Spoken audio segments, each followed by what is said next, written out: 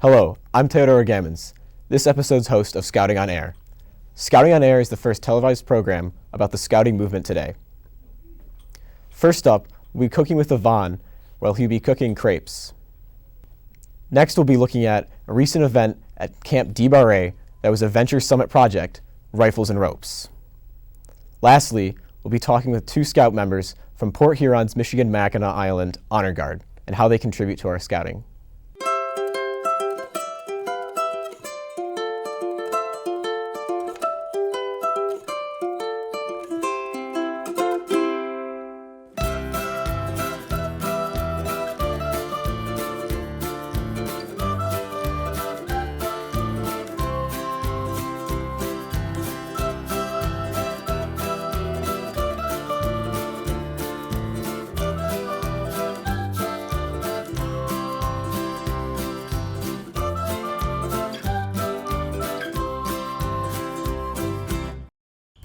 Hello, and welcome to today's Scouting on Air cooking segment. We will be making crepes.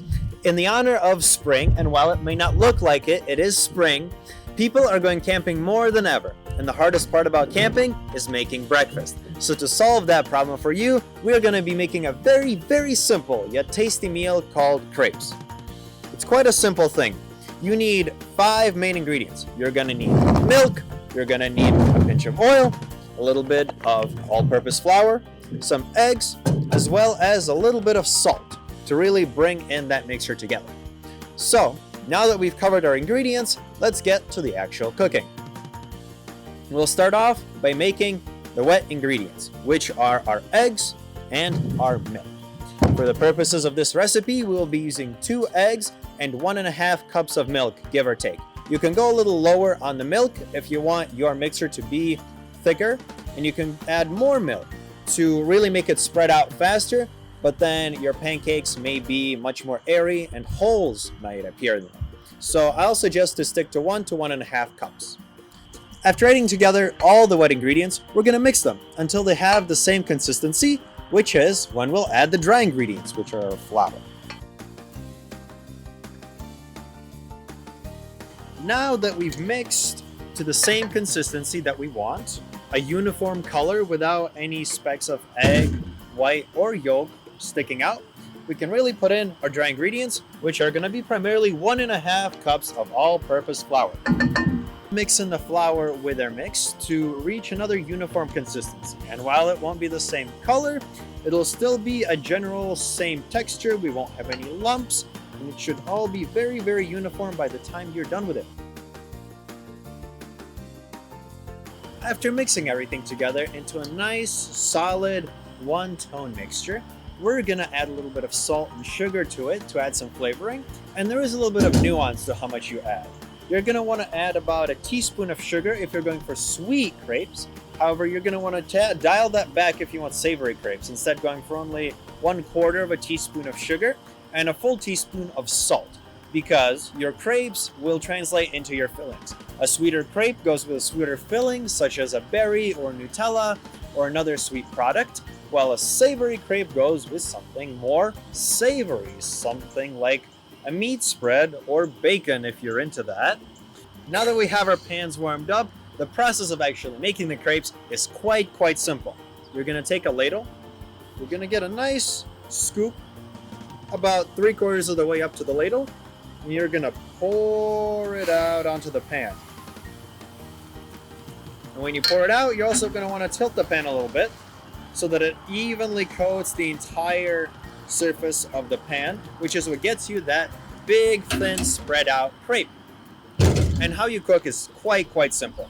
What you do once you have it on the pan is you wait until the top solidifies. Once you see that it's not wet, it doesn't move around. When the pan moves around, at that point, you're going to take your spatula, reach underneath, flip it over, give it another 1 minute on the stove, and then you can put it onto the plate, and it's ready to go.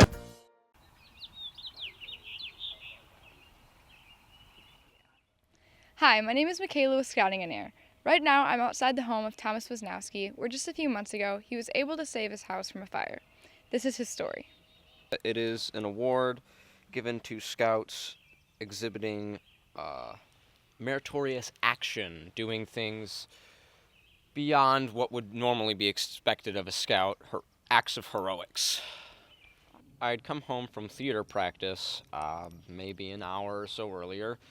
My parents were away getting my sibling from college, and the fire was going. And, it's wintertime, it's cold, so I'm tending to it. And then I hear this roar as I'm sitting just a few feet away. It sounds like a blowtorch and a freight train all at once. And I look over, and there's smoke leaking out of the chimney. And so I run outside. I see sparks coming out of the chimney, and I knew that a chimney fire had started. Immediately, I called 911, told them the situation, engines were on the way, and so then I had a choice to make, whether to wait and let emergency services deal with this, or to take it into my own hands. And evidently, with the metal I now wear, I took it into my own hands. I grabbed a bucket and a ladder just in that garage over there, and clambered up onto my roof with a pail of water and tried to pour it down the chimney a few times. That didn't work because, as you can see behind me, there is a cap on the chimney. So, using the only sensible tool, a hammer, to remove said blazing hot chimney cap, I was then able to pour water down the chimney and extinguish the fire before the department had arrived. The chimney arrangement was a little different at the time. Instead of this more straight to and up, it curved around and then went straight up, which looked neat but slowed the smoke down, which caused a lot of creosote buildup. Usually that wasn't a problem because we'd keep it very clean, but in this specific circumstance, because of a couple bad decisions, there was a lot of buildup. And there's a baffle plate on the inside that is supposed to prevent sparks from going into the chimney, but that wasn't enough. And it caught the creosote, and as I aptly named it, it's a baby of coal and flash paper. It goes up extremely fast and it goes up extremely hot. And so it started burning up in the chimney around this area. And that's when I noticed the smoke pouring out of the seams and the pipe starting to glow. It was a mix of determination and horror because, well, my house had never been on fire before, so I was quite scared, but I was pretty determined to make sure that the place I'd grown up in was intact in the end of the ordeal. It had me totally prepared, not for this specific situation, but for any kind of emergency, doing various merit badges, one called emergency preparedness, going through situations, people being injured, being stranded, what to do, and that gives you a basic framework on what to do in an emergency situation. And I really think that if I had not been in scouting and not been in scouting as long as I had, I would have had no idea what to do. Well, I'd say, if anything, just to take what scouting gives you seriously. Don't take a gift horse in the mouth. The training and the experience you get goes hand in hand with the fun and the experience of being in nature. And there's a lot of lessons you can take with you for the rest of your life.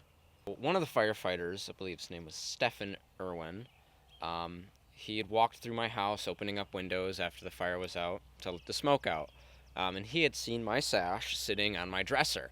And so he came out and asked me, "Hey, are you a Boy Scout?" I said, "Yes, I'm part of Troop 214. And I was like, "What troop are you from?" He's like, "I'm from 214. And I'm like, "Oh, small world." So he was the one who set all of this in motion with the Meritorious Award and the news broadcasts I've previously been on. A member of the American Legion, I believe the Scout Committee or Assistant Committee Chair, I cannot remember his rank totally, he came to my last Court of Honor to congratulate me and, unbeknownst to me, present me with another medal for courageous action and outstanding heroism from the American Legion. Go for it. 100%. I will say, scouting is an experience that is dictated by where you are and the people you do it with, and it's all about finding the right bunch, finding people you jive with, either it be different parts of the troop, different troops, but test it out, and I 100% encourage trying to get into scouting.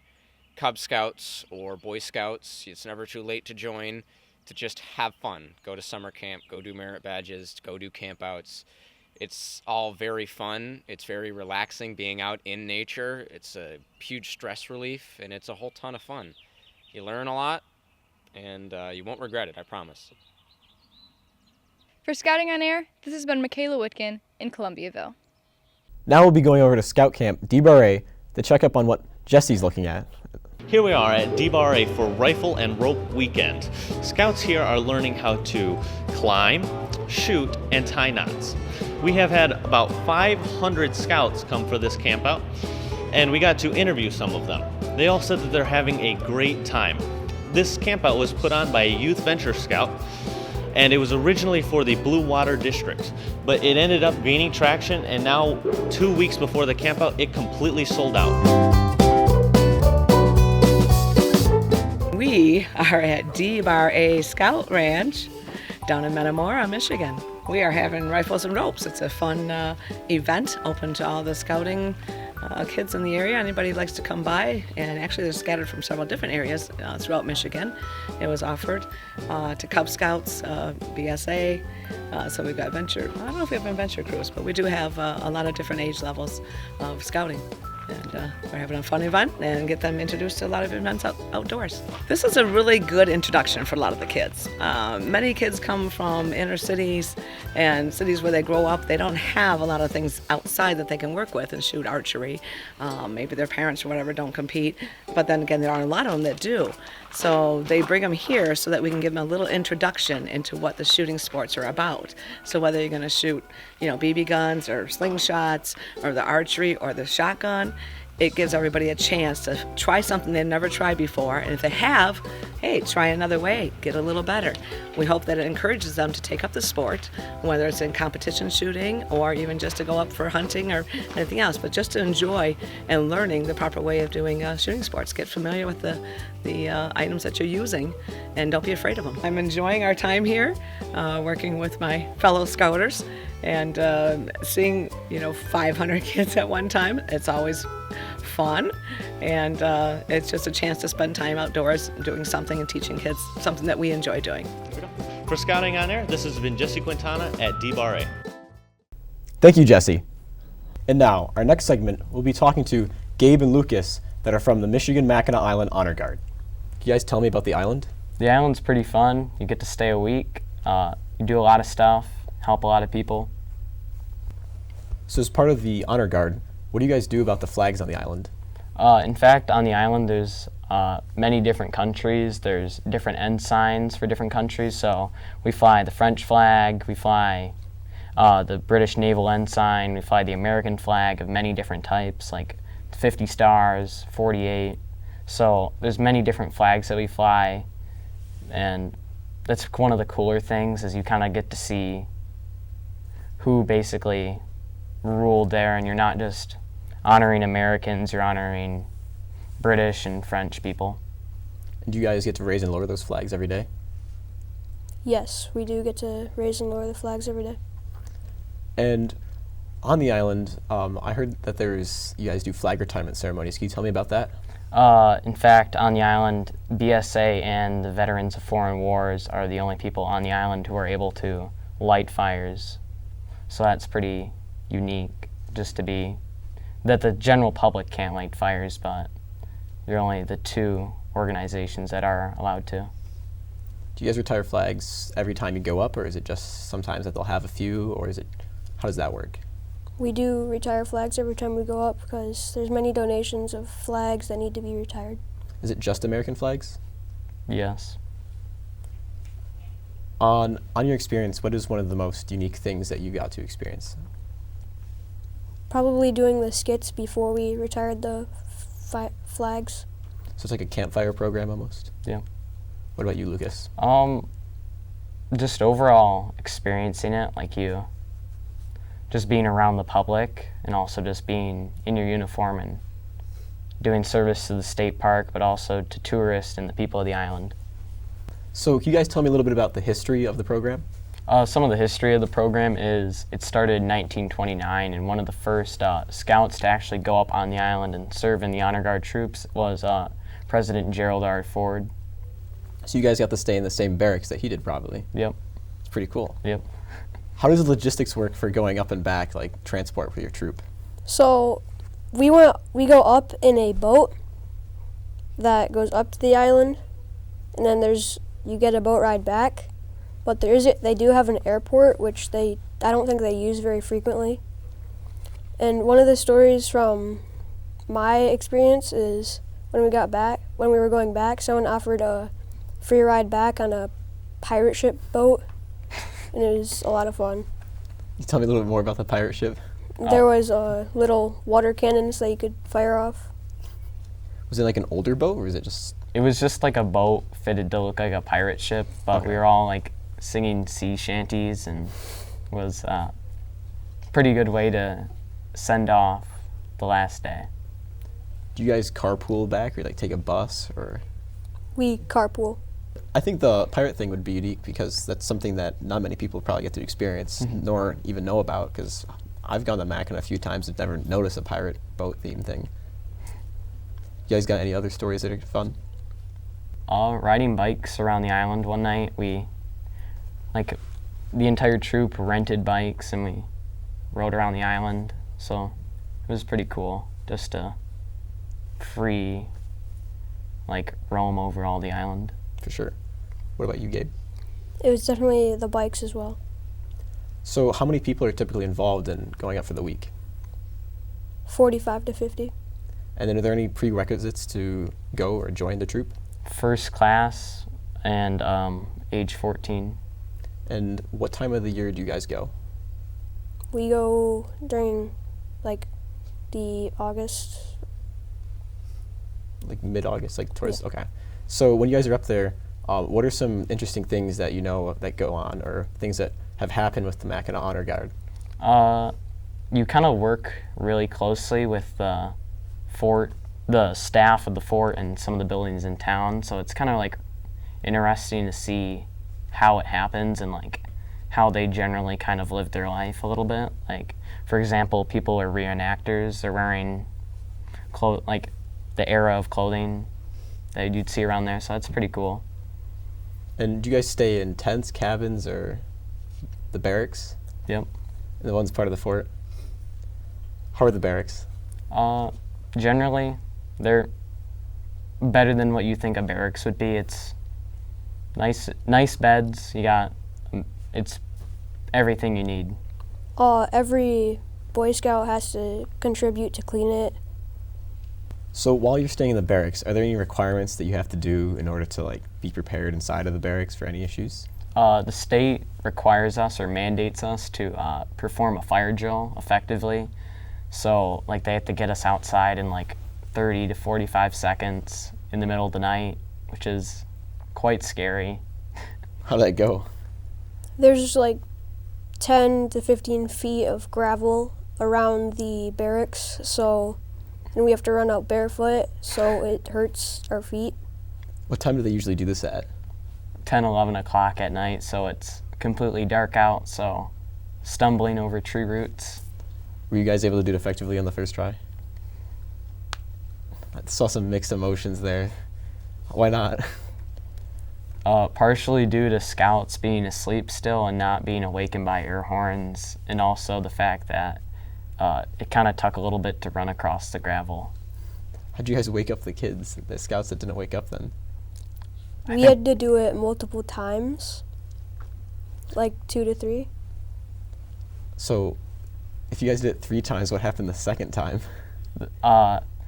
Kids didn't get out fast enough, so the entire troop's out there and there's 2 stragglers and we're all suffering because they get up already once. They make you guys get back in bed and then redo the whole entire thing? Yeah, they'd have us sit there for 10 minutes and then they'd come back and do it again. Sounds like an interesting time. At least you get some tolerance for next year. And when you guys go, when you are up there being part of the Honor Guard, do you guys get to explore parts of the islands that you typically can't go when you go by yourself? Generally, you can't like explore everything, but yeah. You're not actually allowed to go by yourself either. So when you guys were up there, were you able to tour the governor's home or no? No, the governor was in residence. Okay. And is there any time that you can go and tour it? On Wednesdays, sometimes you can go and tour it if they are not in residence. Awesome. What's the biggest benefit, do you think, of going up and experiencing this? At night, in fact, I'm a bugler, so we get to go up over the fort and play taps over the bay, basically. So you see the bridge at night, and usually every night there'd be fireworks across the bay going off, which was, I'd say, probably one of the coolest things I've ever seen. And when you guys are up there, what is it like to help the people? Because I'm assuming you're helping people that are coming and being tourists, not just the park. It's generally very nice since the people are very nice to you, and it's nice helping them. Do you guys wear your Class A's the whole time? Yeah. And then do you guys have free time in between when you're working with the park and also guarding? We do have free time, but there's 3 hours which we do have to work. And do you guys cook your own food, or do they provide food for you guys? We cook our own food. In fact, we bring our own food up, and they have a nice, wonderful kitchen supplied for us, and us and some of the adults cook food, help prep meals. So if I understand correctly, you guys are invited every year to come back.